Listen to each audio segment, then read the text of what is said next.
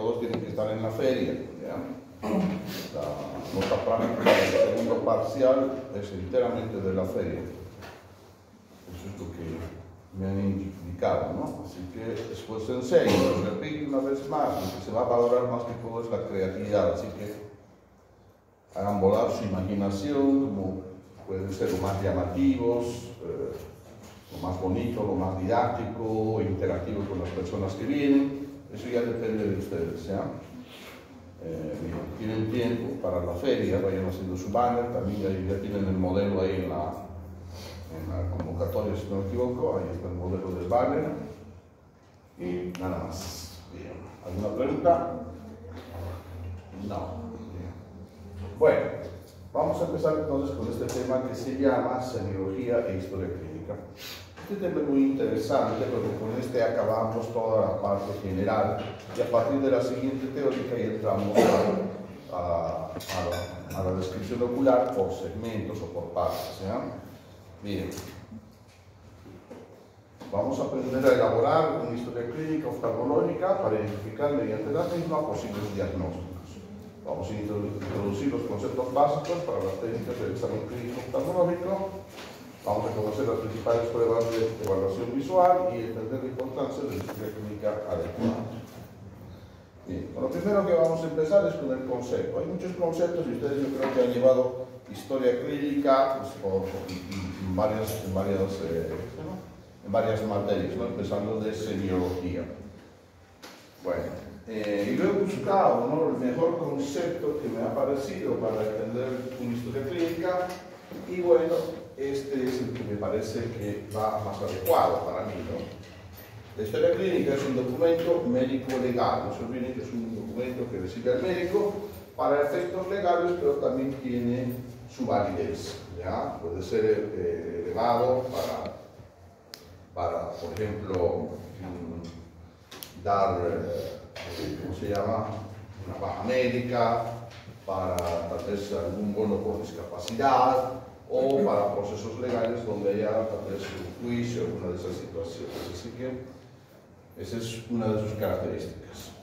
Este documento recoge la información que procede de la práctica clínica, ¿no? De lo que nosotros hacemos o interactuamos con el paciente. Entonces va a reflejar la descripción de lo que nosotros encontremos, de los hallazgos semiológicos. Va a también estar registrado las medidas diagnósticas, lo que nosotros sospechamos que tiene el paciente, y la terapéutica implementada, ¿no? Entonces diremos, tiene tal cosa y el tratamiento es este. Bien. No se olviden que una historia clínica es un documento muy importante, ¿ya? Uno cuando ya trabaja por muchos lados, como yo he trabajado, ¿no?, en varias instituciones y demás, se va dando cuenta que muchos médicos le pierden la importancia por historia clínica, ¿no? Hay lugares donde he ido donde las historias clínicas solamente tienen el diagnóstico y nada más, ¿no? O tienen una mínima descripción, casi nada, y ya viene el diagnóstico, ¿no? Entonces eso, tengan cuidado, porque una historia clínica bien hecha es un respaldo para ustedes, ¿ya? A veces por flojera, por saturación de tiempo, a veces uno, bueno, o sea, agarra la mala costumbre de hacer una mínima historia clínica o solamente poner el diagnóstico de historia clínica, ¿ya? Eso puede que no ocurra nada, pero también puede pasarles factura después de un tiempo, ¿no? Puede haber un proceso legal y si van a auditar la historia clínica y si no encuentran nada, el problema va a ser para ustedes, ¿no? O puede venir un paciente y decirle, mire doctor, usted me ha atendido hace un año, necesito un certificado de lo que me ha atendido. Si no tengo nada anotado, se acordarán del paciente, a menos que tengan muy buena memoria, pero es algo recuerden. Pero como ven a tanta gente, probablemente no. Y si no tengo algo en que respaldarme, pues puede constituir también un problema, ¿no? Así que siempre tengan cuidado porque todo lo que esté en historia clínica es válido, ¿no?, para una auditoría o para un proceso legal. Y eso les digo, no porque ustedes lo hagan mal, ¿no? Pero yo que he vivido tanto, interactuado con tanta gente, ¿ya? No siempre los pacientes son buenos. Hay pacientes que vienen siempre con la intención de buscar problemas, de que son agresivos, entonces buscan culpar al médico, y ahí entonces si ustedes no tienen un respaldo, van a tener entonces ciertas dificultades, ¿no? Porque a veces hasta la misma gente se niega, dice, no, pero el doctor no me ha dicho que me haga la radiografía. No me ha dicho que me haga la radiografía. Y si ustedes no han notado, se pide radiografía al paciente, pues le van a creer al paciente, ¿no? Entonces a veces el paciente, por miedo a sus familiares, o una cosa, o por ganas de hacer maldad, pues puede mentir, ¿no? Decir, pero yo me quería comprar este medicamento, pero el doctor no me ha dado, ¿no? Entonces, no, es que usted ha dicho que no tenía dinero. No, pero yo podría hacer un esfuerzo, no, usted es el que no me ha dado. Entonces, paciente rechaza el tratamiento, paciente solicita alta médica, paciente se le pide estos exámenes, no cumple, entonces todo tiene que estar registrado con la la hora. Entonces, para ustedes es un escudo, no hay que tenerle miedo a la historia clínica, más bien es un respaldo, pero si es que surgiera alguna situación, ¿no? Esperemos que no. Entonces, normalmente no hay problema, pero siempre a veces puede haber alguna situación que es muy excepcional, ¿no? Y para cuando se presente, estar preparados en ese sentido. Bien, la historia clínica empieza con la anamnesis, ¿ya? Y la anamnesis va a comenzar con la filiación. En la filiación vamos a hablar de la identificación del paciente. Cuando hablamos de identificación, nos referimos al tipo de paciente con el cual estamos, ¿no? Bien, todos los que nosotros estamos aquí hemos sido pacientes alguna vez, ¿no? ¿Sí o no? ¿O quién nunca ha ido al médico, nunca ha consultado? ¿Verdad? Será más el que nunca ha consultado al médico. ¿Hay alguien que no haya ido? ¿Ni de niño? ¿Todos hemos ido? ¿Sí? Bien, bien. A ver, vamos a hacer una descripción acá. Si le pregunto ya al compañero de negro, ¿cómo es tu personalidad? Quiero decir, alegre, introvertido, renegón, ¿cómo es tu personalidad? Tímido, ¿ah? Tranquilo, bien, bien, tranquilo. Vamos a ir uno por uno. A ver, aquí la compañera de blanco de su lado, ¿cómo es tu personalidad? Estresada, se estresa, bien, bien. A ver, aquí el compañero, ¿cómo es su personalidad? Extrovertido. ¿Ah? Extrovertido. Extrovertido, bien. Si va a la consulta, por favor. Bien, y a ver, ¿quién más aquí de esta fila? ¿Cómo es tu compañero de negro? ¿Tu personalidad, sí? ¿Cómo es? Tímida. Tímida, bien. Entonces, como hemos visto en estos ejemplos, ¿ya? Todos nosotros somos pacientes, así que si eres extrovertido, pues va a ser un tipo de paciente distinto a la compañera que es tímida, ¿no? Paciente tranquilo, que no va a ser problema, va a colaborar con todo, ¿no? Nuestra otra compañera que dijiste que era estresada, se va a poner nerviosa, si no es que rápido va a renegar, por ahí, ¿no? Entonces, bueno, es nuestra personalidad, ¿ya? Y como les decía, todos nosotros hemos sido pacientes. ¿Cómo nos hemos comportado cuando hemos estado frente a un médico, ¿ya? Entonces, cuando yo hablo de identificación del paciente, no me refiero al nombre, me refiero al tipo de paciente con el cual nos vamos a encontrar.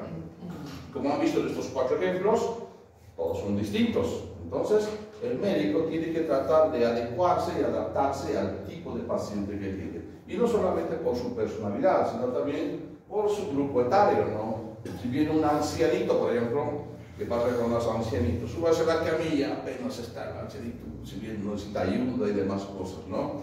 Si viene un niño, llora, entonces hay que tratar de calmarlo para que no se deje repisar. Entonces hay que buscar las formas. Entonces, a eso me refiero, que ustedes se van a encontrar con distintos tipos de personas y tenemos que adecuarnos a esas personas porque lo que queremos es obtener la mejor información en nuestro examen clínico.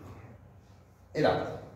Desde que preguntamos la edad ya estamos haciendo el diagnóstico, porque la edad ya me descarta algunas patologías según el grupo etario, ¿no? Si uno de ustedes jóvenes viene y dice, doctor, no veo bien, ¿pensaré que es catarata?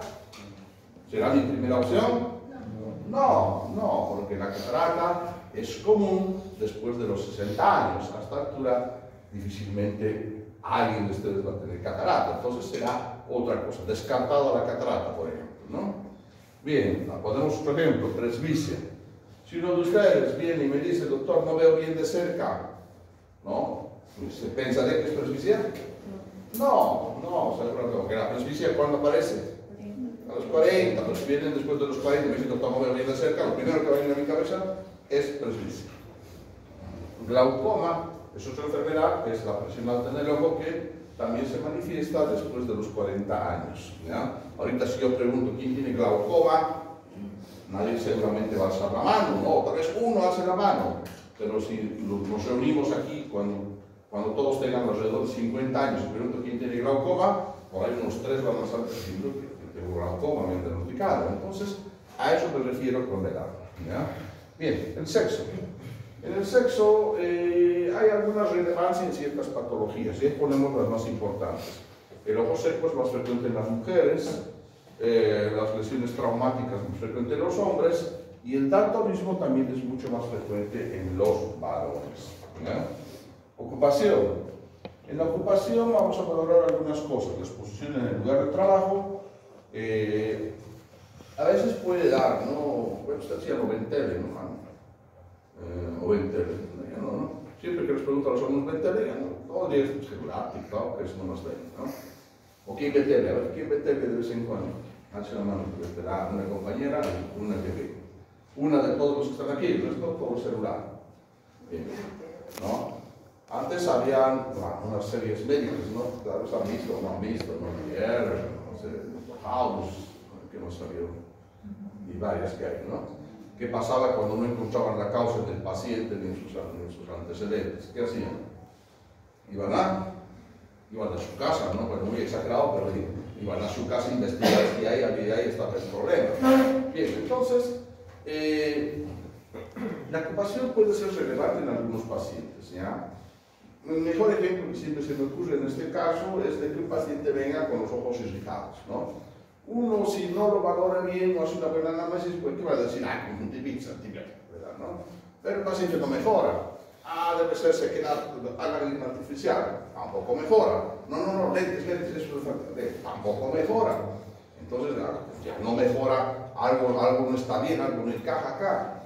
Entonces, a veces puede ser, como les digo, si ustedes han conocido alguna vez una fábrica, yo alguna vez he hecho visita de fábrica cuando he hecho un curso ahí, en las fábricas hay mucha polución en el ambiente, partículas. Entonces la persona puede sensibilizarse a esas partículas, ¿no? Y mientras esté expuesto a esas partículas, nada de lo que yo le dé le va a mejorar. ¿Cuál sería la opción de tratamiento? Uy, caramba, muy extremo. Está bien, es una opción extrema, algo menos extremo. Utilización de algunos EPIs. ¿Qué es EPIs? Equipo de protección. Bien, sí, puede ser. Habría que probar, tal vez usando una capa protectora le funciona, ¿no? Si no le funciona, podría cambiar tal vez de área, ¿no? Si está en área productiva, tal vez pasar a un área administrativa. Cosas así, por eso les decía, cuando hacemos medicina, no todo es medicamento, fármaco inyectable, a veces tenemos que cambiar el estilo de vida del paciente para buscar su mejoría. Trabajo en computadora. Igual lo mismo, un paciente que venga y dice, doctor, me duele mucho los ojos, todo el día me duele los ojos, no, me duele, está cansado. Si no le preguntamos en qué trabaja, voy a pensar, con conjuntivitis, tal vez puede saber, no sé, otras cosas, ¿no?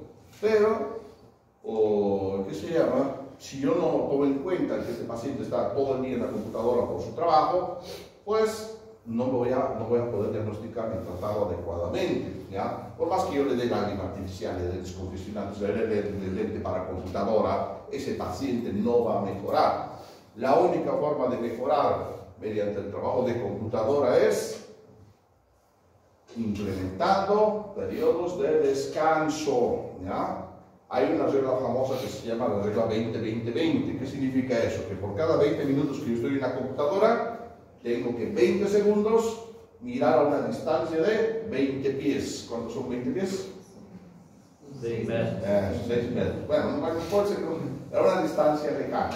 Se ha visto, por ejemplo, que aplicando esas reglas a las personas que usan mucho computadora, les beneficia y así evitan en gran manera esta molestia. Entonces, como les decía, a veces son cosas que no son simples medicamentos ni lentes, y simplemente por no preguntar la ocupación podemos cometer el error en el diagnóstico, ¿no? Bien. También tenemos otros datos como la procedencia, el estado civil, la religión, y hay un montón de datos, ¿no? Se llaman los servicios básicos. Y, bueno, eso se puede preguntar según el paciente, pero los más importantes son los que hemos mencionado.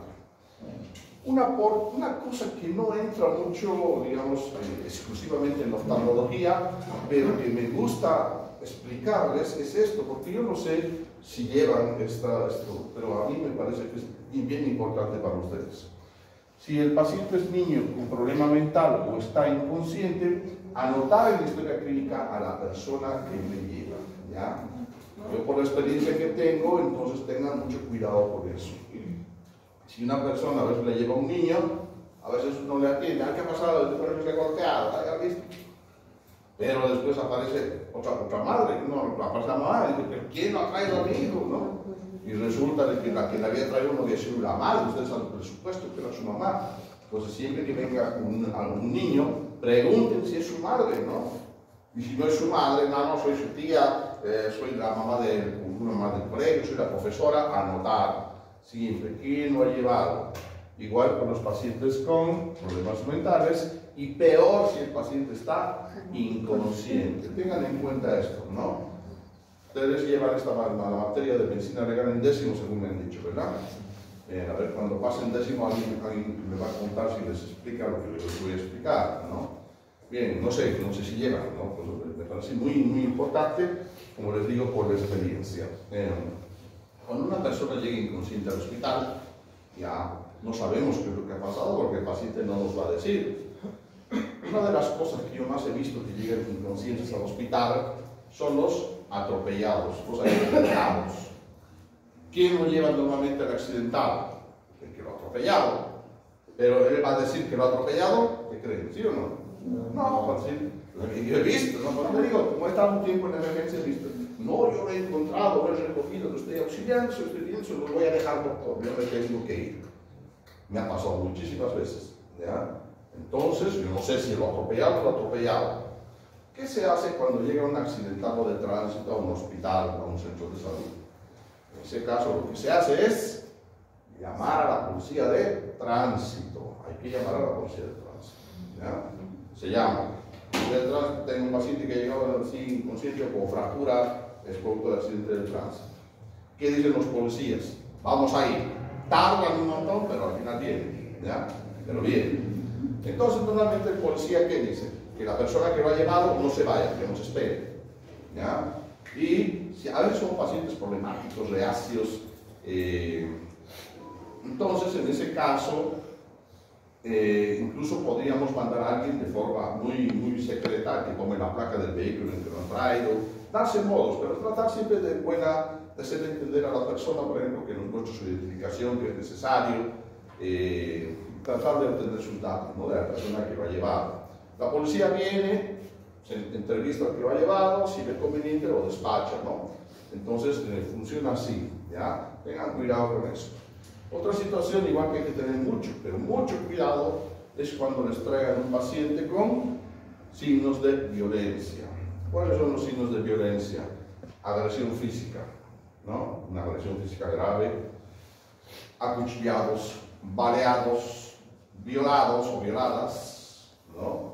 En esos casos, hay pacientes que se quieren suicidar, es de notificación obligatoria a la policía, no a la de tránsito, no, a la policía normal. Igual se notifica, hay que notificar. Entonces, porque después puede haber complicaciones. Esas situaciones pueden ir a juicio, ¿no? Y en un juicio, entonces, va a haber problemas, sí, pero ¿por qué aquí el médico no ha notificado, no nos ha avisado que ha llegado este caso, ¿no? ¿Quién es el médico que ha atendido? ¿Ya? Entonces, esa situación va a llamar y puede ganarse una sanción ustedes por no notificar, y peor si el problema se hace más grande. Siempre se notifica ese tipo de situaciones a la policía, ¿ya?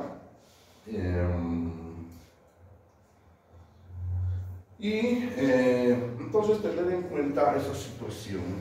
Algo más quería decirles. Bien. Otra situación que también les aclaro es de que si un paciente que ha llegado con violencia, ¿no? Con signos de violencia, fallece, se muere baleado, se muere en accidente de tránsito, no pueden extender certificado de defunción. Una vez que ustedes tengan su sello, ya pueden extender certificados de defunción, pero no deben si el paciente es producto de violencia o es accidente de tránsito. Está prohibido, ¿ya? El único que puede extender certificado en ese caso es el médico forense. Pero ustedes notifican a la policía: mire, el paciente que la otra vez vinieron estaba internado y se ha muerto. Entonces, vamos a ir. Vienen, y ellos traen su médico forense, vienen con su forense, hacen el levantamiento del cadáver y se lo llevan a la morgue, ¿ya? Tengan cuidado con eso. Y una cosa más, la última situación: si un paciente llega muerto al hospital, muerto, y ustedes no han visto de qué ha muerto ni saben de qué ha muerto, no pueden extender certificado de defunción. Tengan cuidado también con eso, ¿ya? A mí me ha pasado, me han traído una vez un bebé igual, ¿no? Muerto. Y no, vea, tenemos que notificar a la policía. No, por favor, que no tenemos plata, que se lo van a llevar al morgue, hay que pagar, queremos enterarlo rápido, no, por favor, no queremos ese trámite, le vamos a reconocer a usted. Eso dice la gente, ¿no? Pero si ustedes se extienden y después se descubre que hay algo raro por ahí, el problema es que se van a ganar, ¿ya? Entonces tampoco se extiende en esa situación, ¿no? Puede haberlo ahogado con una almohada. ¿Ustedes cómo van a saber si? Entonces, si llega el paciente muerto, no deben extender el certificado de defunción.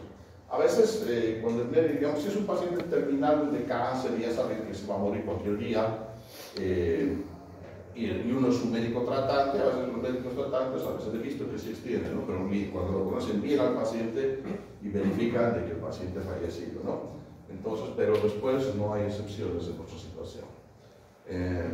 Bien, eso, como les digo, no sé si les enseñan, pero me parece clave para evitarles muchos problemas.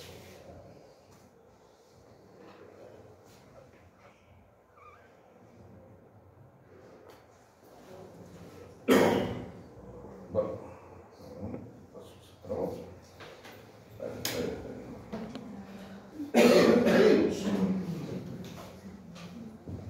así que ya saben, siempre me olvido, cuando pasen décimo, les voy a preguntar si les explican estas cosas y siempre me olvido, nunca me conecto con uno de décimo cuando me acuerdo.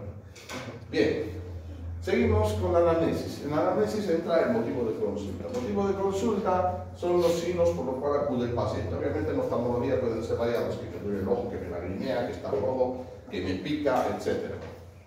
Historia de la enfermera actual debe ser una descripción detallada y cronológica del cuadro del paciente, ¿no? Lo más adecuado siempre es que el paciente nos explique primero y no cortarle, ¿ya? Porque eso no le corte, el paciente ya se olvida de decir algo. Cuando termina de hablarnos, es decir, hacer preguntas dirigidas para aclarar los puntos que necesitamos tener mayor claridad en eso, ¿ya? Antecedentes personales patológicos. Hay algunas enfermedades que pueden producir o influir en patología secundaria a nivel ocular, como por ejemplo la diabetes, la hipertensión, el reumatismo, etc. Antecedentes personales familiares. Acá, preguntar si hay ciegos en la familia, ¿no? Lo cual nos puede indicar algún problema familiar, ¿no? De por medio. El glaucoma, la presión alta del ojo, está demostrado que tiene factor hereditario. Si los padres usan lentes, también puede ser muy importante en ciertas situaciones, ¿no? Por ejemplo, a veces pueden llevar a un niño que le dice: doctor, mire, ustedes pediatras, ¿no? El doctor, mire, mi hijito en el colegio se porta mal, la suele negar, es muy tranquilo, los profesores se quejan. Entonces, cuando dicen: no, es un síndrome, ¿no? del comportamiento, que pueden decir. Pero vemos que los papás tienen sus tremendos lentes, ¿no? Podría ser también por falta de que el niño no ve bien, ¿no? Y a veces se aburre porque como no ve bien, puede ser un motivo. Entonces hay que observar bien todas esas situaciones. Antecedentes oculares. Si el paciente usa lentes, obviamente tenemos que saber si es operado de los ojos, ¿no? Una cirugía ocular puede cambiar un poco la anatomía y justificar ese cambio anatómico, ¿no? Entonces, preguntar, ¿uso de colirios? Ha pasado muchas veces de que hay pacientes que usan colirio y no es como un montón de veces que me ha pasado, ¿no? Usa alguna gota, así doctor, esto me ha gustado otra vez, bien, me ha sentado y siempre uso que es desametasona. otra vez, el otro día, diciendo más un paciente, si me pone menos rojos, muchas siempre me echo esto, toda la visita más de examen, si me echo, me quito, ¿no? Y después, hasta que a los días me vuelve a aparecer, pero me vuelvo a echar. Entonces, está haciendo mal un tratamiento, ¿no? No se puede usar corticoides ni tampoco antibióticos de forma prolongada y sin supervisión, ¿ya? Bien, antecedentes alérgicos, asma, rinitis alérgica y alergia medicamentosa, ya nos avisan de que el paciente tiene un componente alérgico y si viene con un cuadro ocular, entonces podría tal vez ser un cuadro alérgico, ¿no? Que deberemos investigar. Y otros tipos de datos, pero estos son los más importantes. Bien, el examen oftalmológico consta de varias pruebas que incluyen la agudeza visual, el campo visual, la sensibilidad cromática, el examen del segmento anterior, el examen del segmento posterior, movimientos oculares, prueba de la presión ocular y exámenes complementarios. Son muchos los exámenes oculares que existen y es por eso que el oftalmólogo, según el tipo de consulta o la, ¿qué se llama? La molestia por la cual acude el paciente, tiene que seleccionar cuál le va a hacer. No los van a hacer todos, porque si no, con cada uno se tardaría pues una hora y media para evaluar a un solo paciente. Entonces, se orientan las pruebas según lo que se ve que necesita el paciente. Bien, la prueba más importante en oftalmología, lo que estamos viendo ahora en la práctica, es la prueba de la agudeza visual. Esto es lo más básico en cuanto a lo que debemos saber. Agudeza visual, como se les digo en la práctica, es la capacidad visual natural que tiene cada uno de ustedes, ¿no? Su potencia visual. Esa es la agudeza visual. Pero hay una definición que nos explica la agudeza visual, y esa es que la agudeza visual es el mínimo detalle que puedo observar a una distancia en buenas condiciones de iluminación, ¿ya? Entonces, mi agudeza visual es lo más pequeño que puedo ver. Esa es la forma del parámetro que me va a decir qué agudeza visual tengo. Si tengo una buena o mala agudeza visual. Entonces, la imagen más pequeña que el ojo puede distinguir es lo que determina la agudeza visual. Es un parámetro que nos indica la salud del paciente. Si un paciente ve bien, probablemente su problema no sea tan grave. Si un paciente tiene una visión muy afectada, probablemente se asocie a un problema mucho más grave, ¿no? Entonces, para determinar o para valorar si la visión de una persona está dentro de lo normal, se han inventado unas tablas. Estas tablas se llaman octotipos, ¿ya? Estas tablas pueden tener símbolos de distinta naturaleza, letras, números, dibujos, etcétera, cuyo tamaño empieza en algo grande y va disminuyendo de forma progresiva. El tamaño más pequeño que la persona ve en la tabla, eso es lo que va a determinar su agudeza visual. La prueba siempre debe ser monocular, no sirve valorar los dos ojos al mismo tiempo. Siempre se valora un ojo primero y después el otro. Porque si yo tuviera un ojo malo y el otro es bueno, el bueno va a ayudar siempre al malo, ya lo va a cubrir, ¿no? Alguna vez me ha pasado también, ¿no? A ver, tápese un ojo. Con esto no veo, ¿no? El paciente sí se da cuenta que con un ojo no ve bien. Y me ha pasado alguna vez porque nunca le ha dado importancia ni ha notado, ¿ya? Bien. Para tener una orden siempre se valora primero el ojo derecho, ¿ya? Se debe tapar el izquierdo y después hacer el izquierdo y tapar el derecho. La prueba médica para medir la agudeza visual se determina la agudeza visual tanto de lejos como de cerca. Bien, para hacer la agudeza visual depende cuál voy a hacer. La de lejos debe hacerse la prueba a una distancia de 6 metros o su equivalente, que son 20 pies. Ya les explico siempre que usamos pies porque la tabla que más se usa viene en esa graduación pies, que no lo usamos nosotros, pero así viene la tabla. Y si queremos medir la visión cercana, 33 centímetros. De todos los octotipos que existen, el más famoso es la tabla de Snellen, que es esa que tienen ahí, ¿ya? Bien, y se encuentra graduada en pies, como habíamos mencionado. Para registrar la agudeza visual, primero se anota la distancia de la prueba, que son los 20 pies o los 6 metros, y después se anota el valor de la línea que alcanzó a leer el paciente. Si el paciente leyó hasta la línea 40, entonces debo anotar 20 o 40. Si leyó hasta la línea 100, 20, 100. Siempre se pone el 20 por delante. Eso es tener en cuenta. Bien. ¿Cuál es la agudeza visual normal? Entonces, una persona que tiene la agudeza visual normal va a calificar en la línea 20-20, ¿no? Las personas que ya saben, ya se van y dicen eso, ¿no? Ustedes pueden ir al oftalmólogo y impresionar al doctor porque dicen es 20-20, ¿no? A veces dicen, ¿no? El paciente. Bien. O sea que el paciente tiene que leer hasta la línea 20 de la tabla, que se considera la normal. Hay un término que se llama agudeza visual mejor corregida, o también llamamos agudeza visual con corrección. Eso significa hacer la prueba de la agudeza visual con el lente que tiene el paciente o el lente de contacto, lo que usa el paciente para mejorar su visión. Entonces, la agudeza visual mejor corregida es la máxima visión que se alcanza con la graduación exacta en un ojo que requiere uso de gafas o lentes de contacto, ¿no? Para que entiendan la importancia de la agudeza visual corregida o mejor corregida, vamos a dar un ejemplo. Una persona que quiere, por ejemplo, quiere manejar, sacar la licencia para manejar vehículo, resulta que usa lentes. Va, pero se olvidó sus lentes. Hace la prueba visual y no sale bien en la prueba visual. Entonces, ¿le van a dar la licencia o no le van a dar? No, porque no salió bien en la prueba visual. Pero, como ya no usa lentes, va a ir al día siguiente con su lente. Esta vez, hace la prueba visual y pasa la prueba visual. ¿No? Le van a dar su licencia, ¿sí? Sí. Pero en la licencia, ¿qué va a decir? ¿Qué tendría que decir la licencia?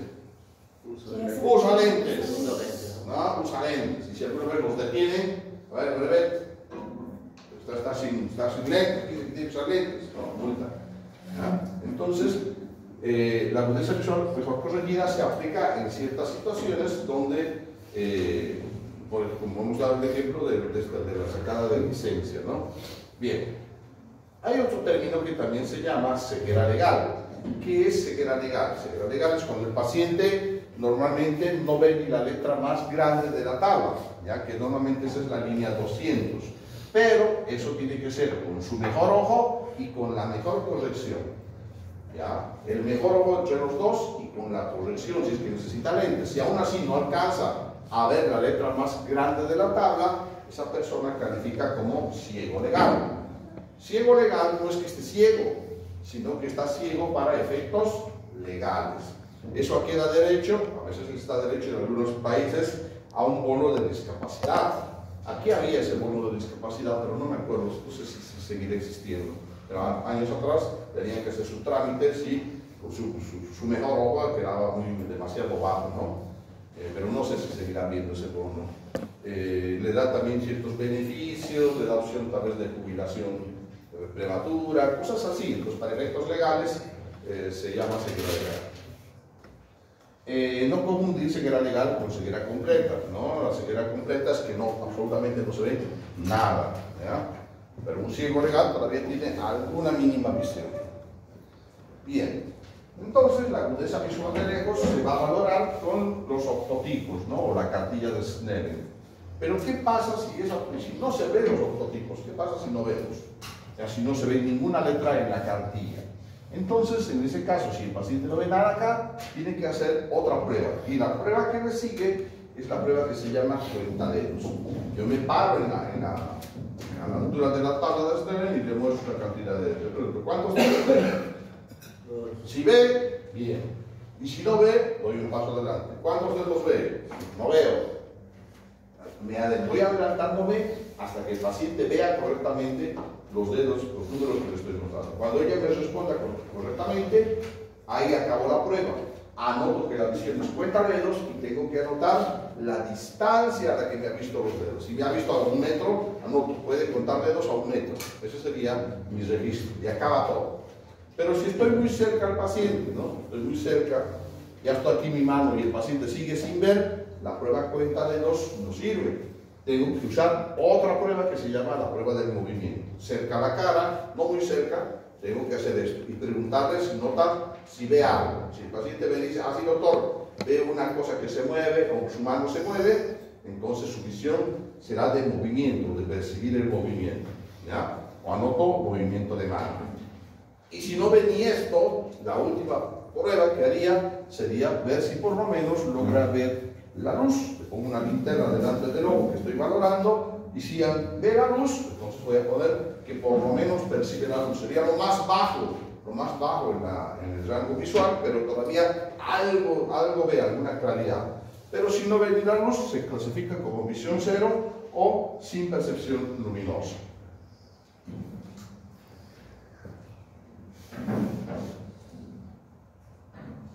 Bien.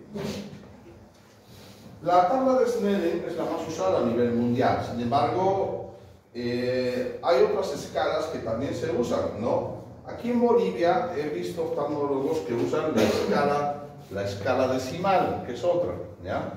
Entonces ustedes, como les digo, ahorita tal vez no lo están entendiendo, pero cuando ustedes trabajan en un hospital o pidan una interconsulta a su paciente con un oftalmólogo, el oftalmólogo manda su informe. Y si es un oftalmólogo que trabaja con escala decimal, ahí les va a decir agudeza visual 1, agudeza visual ojo derecho 1, agudeza ojo izquierdo 0,4. ¿Qué es 1 y 0,4? Bien, para eso existen estas tablas para convertir. En la tabla decimal, agudeza visual 1 significa que en Snellen corresponde a 20/20, que la visión sería perfecta en el ojo derecho. El ojo izquierdo puso que era 0,4. 0,4, a ver, 0,4 corresponde en Snellen a 20/50. Entonces significaría que su visión está por la mitad de la tabla aproximadamente. Entonces eso es por si trabajan con un oftalmólogo que maneja escala decimal. No he visto realmente otros oftalmólogos que manejen las otras escalas, pero pues, obviamente hay, ¿no? Esta tabla también nos muestra el porcentaje visual dependiendo de la agudeza visual. Una persona que tiene visión 20/20 tendría el 100% de su visión. Una persona que tendría una visión de 20/200, que es la letra más grande, tendría un 10% de su visión. Y una persona que tenga menos de eso, como ser la prueba cuentadedos o movimiento, tendría un 5% de su visión, de la visión total, ¿no? La vamos a clasificar como disminución visual leve al paciente que alcanza la visión entre 20/25 y 20/50, ¿ya? 20/25 y 20/50, disminución visual leve. Disminución moderada, 20/60 a 20/200. Y más de 20/200, es decir, cuentadedos, movimiento de mano y percepción luminosa, sería una disminución visual grave. Bien. Todo lo que hemos hablado es agudeza visual de lejos. Ahora vamos a hablar de agudeza visual de cerca. La visión de cerca se valora, ¿no?, con otras tablas, pero estas tablas no son grandes, no son tablas pequeñas como estamos viendo acá, ¿ya? Estas tablas igual tienen una línea normal que el paciente debe leer. Hay muchas tablas de cerca, pero las que normalmente usamos son la de Jagger, que tiene graduación en Jotas, donde J1 es la línea normal, y la de Rosenbaum, que tiene una graduación similar a la de Snellen en pies. 20/20 es la normal y de ahí va aumentando según el tamaño, ¿ya? La cartilla debe colocarse entre 33 a 35 centímetros del examinado, y esto no es útil en jóvenes porque los jóvenes normalmente tienen buena visión cercana, sino va a ser útil cuando aparece la presbicia, la pérdida de la visión de cerca, que ocurre de forma fisiológica a la edad de los 40 años. Bien. Un concepto que confunde mucho a los alumnos, y tengan cuidado en el examen, porque muchos confunden agudeza visual con campo visual. No es lo mismo. Agudeza visual es lo más pequeño que veo, pero campo visual, todo lo que alcanza a ver mis ojos, ¿no? Toda mi área de visión. Ese es mi campo visual. El concepto sería, al mantener la mirada fija en un punto, todo lo que alcanzo a ver sin desplazar la mirada es mi campo visual. Yo no puedo valorar mi campo visual si estoy moviendo mi cabeza o mis ojos. Tiene que haber una fijación, digamos allá en el interruptor, y todo lo que veo para aquí y para arriba, esto es mi campo de visión. Bueno, ¿cómo se mide el campo visual? Se mide con un aparato que se llama campímetro o perímetro, que es este aparato. Aquí la persona va a mirar al fondo, hay una pantalla, y en esa pantalla van a aparecer puntos de luz, y la persona cada vez que ve el punto de luz marca con un botón. Y si no ve el punto de luz, no va a marcar, entonces la máquina va a detectar y va a imprimir un informe indicando si la persona tiene o no tiene un campo visual normal. Entonces la máquina imprime de esta forma, ¿no? Cuando una persona tiene un campo visual normal, lo va a imprimir así. Sin embargo, aquí vemos un pequeño escotoma. Hemos dicho que esto es normal. ¿Qué es este escotoma? ¿Ah? ¿Cuál es? El nervio óptico. Cuando hacemos la prueba del campo visual, ahí vamos a notar que tenemos nuestro punto ciego, porque cuando la máquina nos ponga la estimulación en el punto ciego, no lo vamos a ver y no se va a marcar. Es normal que salga este escotoma en el campo visual normal, ¿verdad? Ahora, si hay un campo visual patológico, la persona no ha marcado, por ejemplo, en la parte superior, entonces la máquina va a pintar de negro todo esto y esto es un escotoma patológico.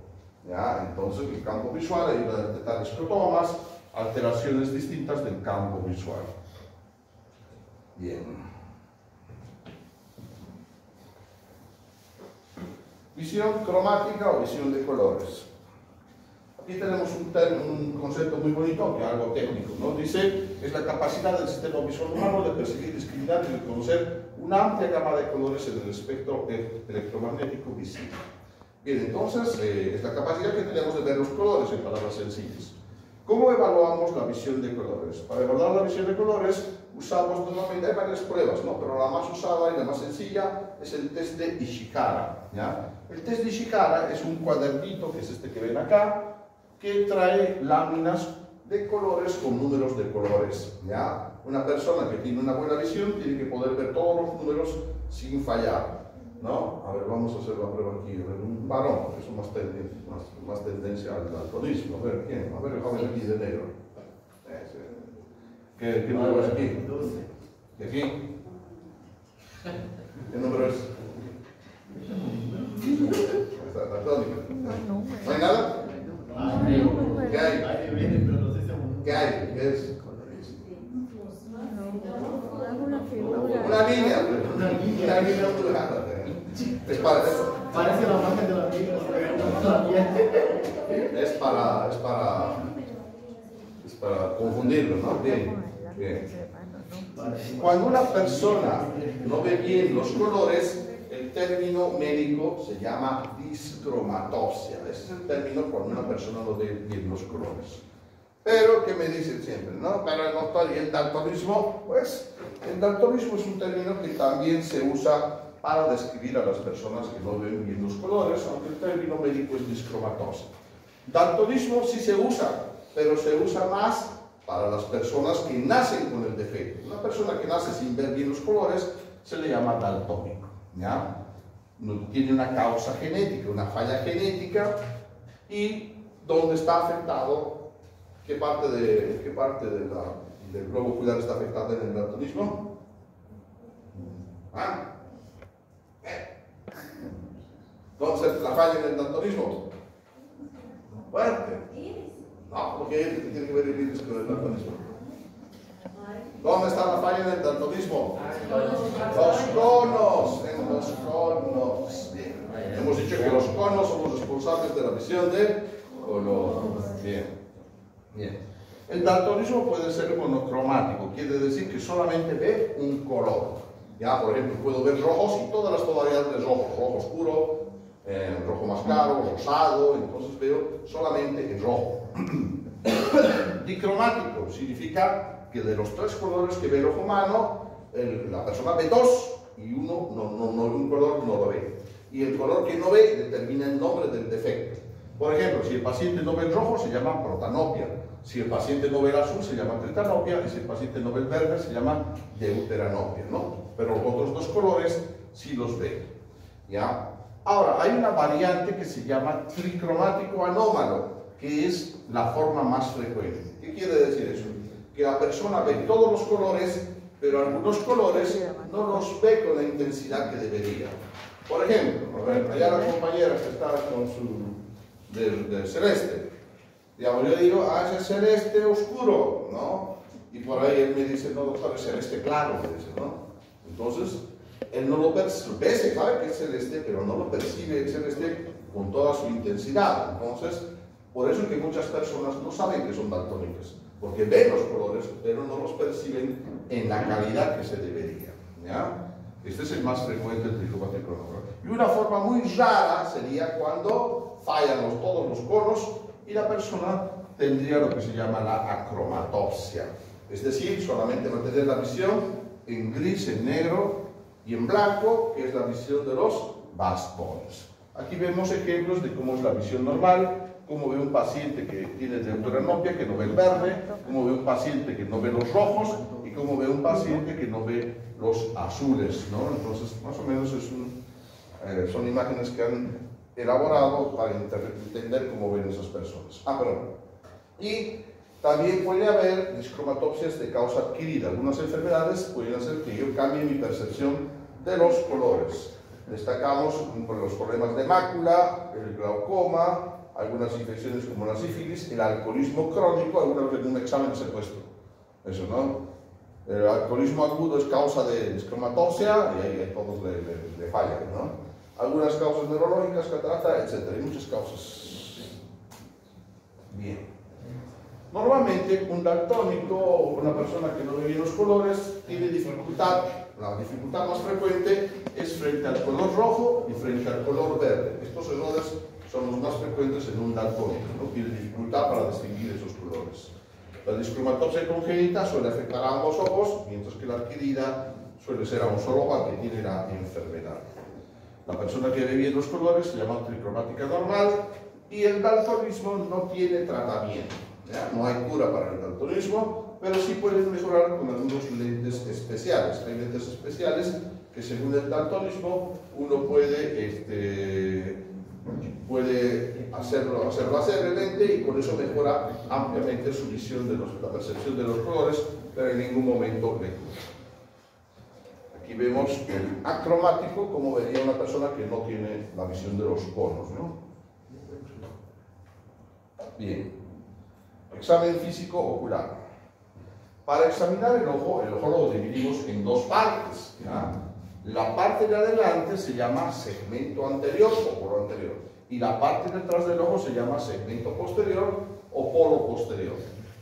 Esta división se hace a través de una línea imaginaria que pasa por detrás del cristalino. Todo lo que está por delante de esta línea, es decir, desde el cristalino hacia adelante, se consideran estructuras del segmento anterior ocular. Y todo lo que está por detrás de la línea se consideran estructuras del segmento posterior ocular. Vamos a hablar de cada segmento.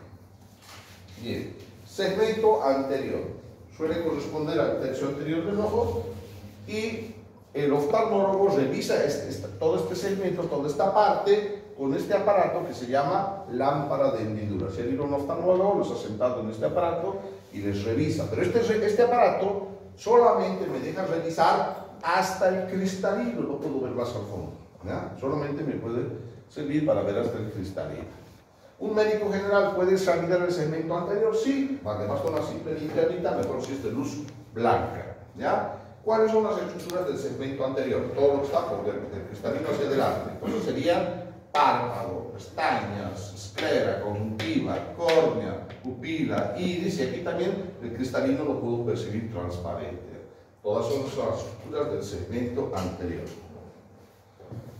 Un médico general puede revisar, pero tiene que ver con mucho detalle, con mucha cosa, ¿no? Y si es muy pequeña la lesión, tiene que a veces usar una lupa, algo para poder ver, ¿no? Bien. El segmento posterior es todas las estructuras que están por detrás del cristalino. Estas estructuras solamente se pueden ver con un examen que se llama oftalmoscopía. ¿Ya? La única forma de ver las estructuras del segmento posterior es con la oftalmoscopía.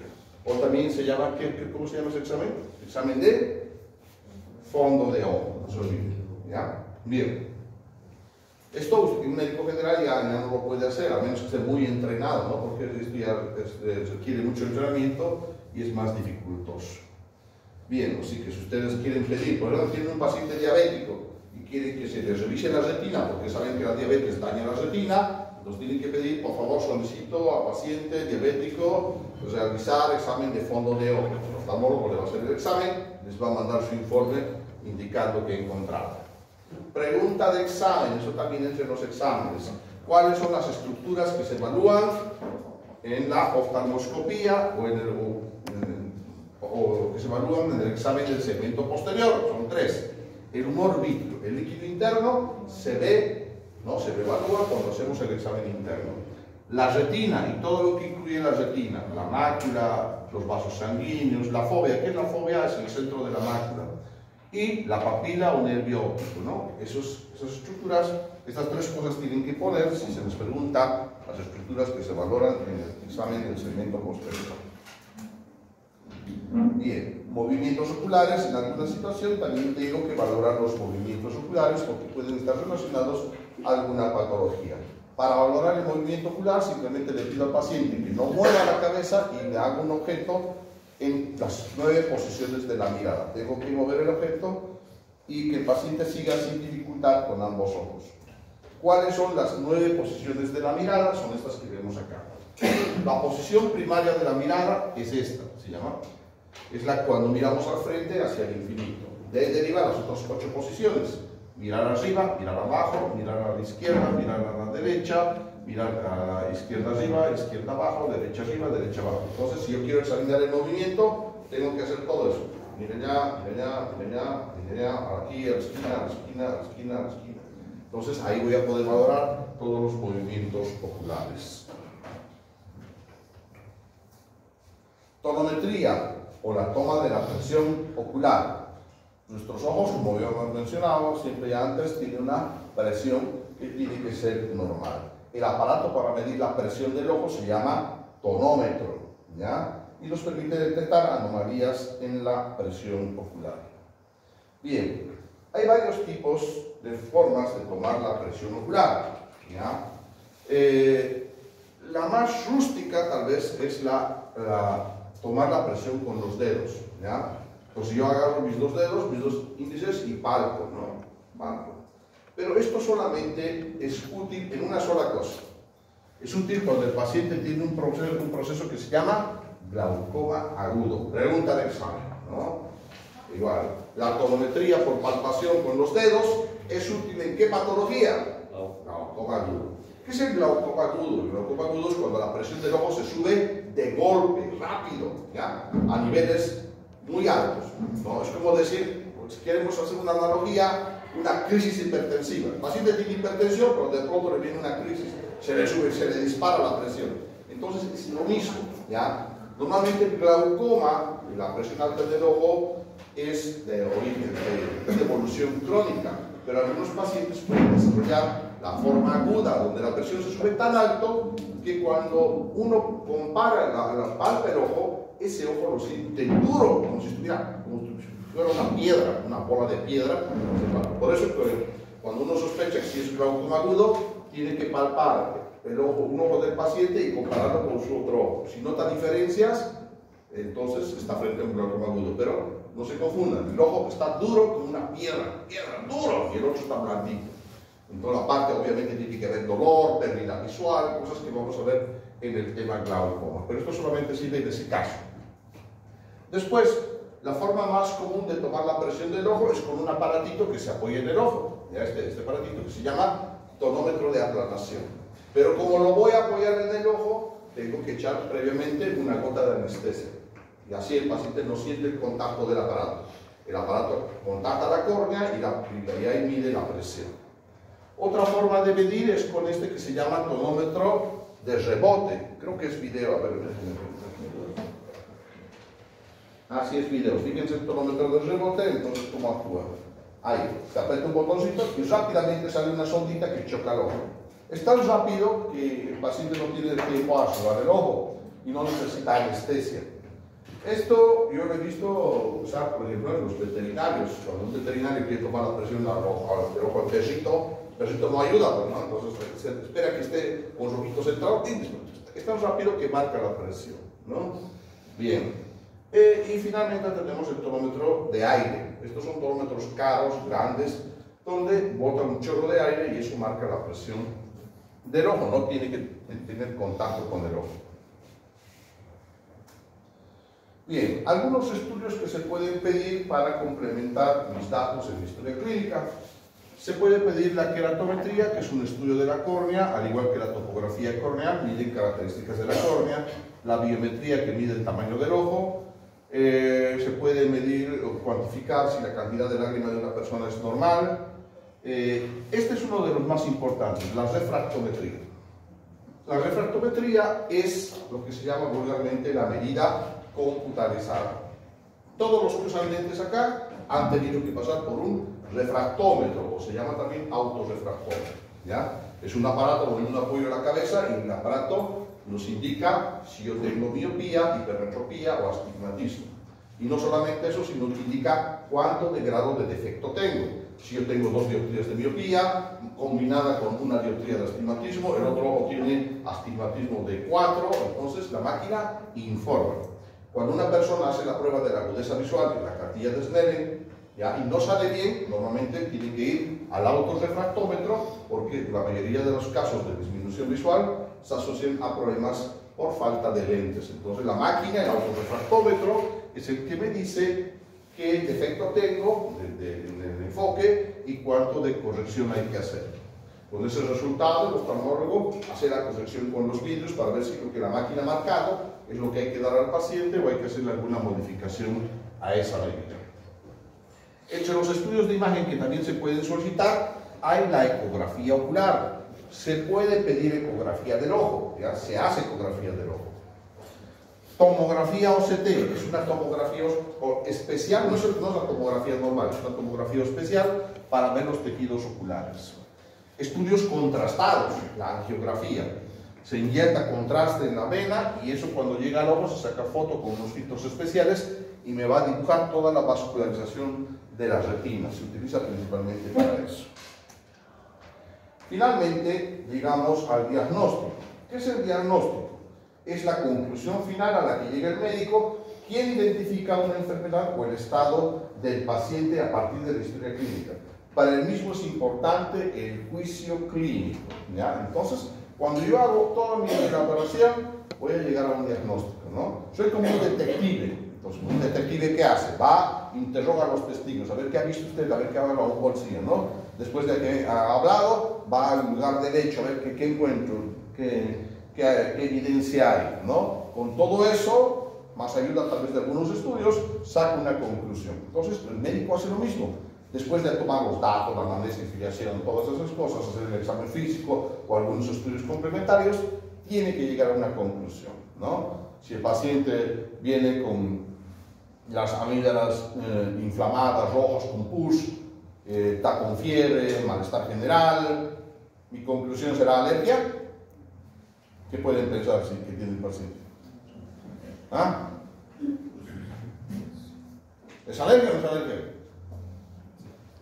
Vamos, ¿qué duda? ¿Una alergia les va a dar fiebre, amígdalas con pus? No. Entonces no es alergia, pues, ¿no? ¿Qué sería? Una amigdalitis, ¿no? Una amigdalitis bacteriana, porque los bacterias producen pus, ¿no? Los virus no producen pus. Bien, entonces, ese es el juicio que poco a poco ustedes van a ir ganando. Con todo lo que ustedes ven en las clases, en las prácticas, se va formando ese juicio clínico, ¿ya? Para tomar o para llegar a conclusiones correctas. Ahorita vamos a hablar un poquito más del juicio clínico. Finalmente tenemos el tratamiento. ¿Qué es el tratamiento? Conjunto de medidas y estrategias que tienen como objetivo principal curar, aliviar o prevenir enfermedades. Pueden abarcar un amplio espectro de intervenciones, procedimientos, medicación, cambios de estilo de vida, solicitud de evaluación por especialista, etc. Entonces, como les decía al principio, no siempre todo va a ser tratamiento. A veces puede ser un cambio de estilo de vida, a veces mi tratamiento va a ser pedir la valoración del especialista, etc. Y finalmente, el juicio clínico, simplemente para clarificar, es la capacidad que tiene un profesional de salud para aplicar la lógica, el razonamiento, así como su experiencia y conocimientos, ¿no? Para llegar al diagnóstico. Requiere habilidades de pensamiento clínico, resolución de problemas y toma de decisiones que se desarrollan y se perfeccionan a través de la educación y la práctica clínica. Sí. Bien. ¿Preguntas? ¿Alguna pregunta? ¿Quedó todo claro? Bien. Muy bien, compañeros. Entonces,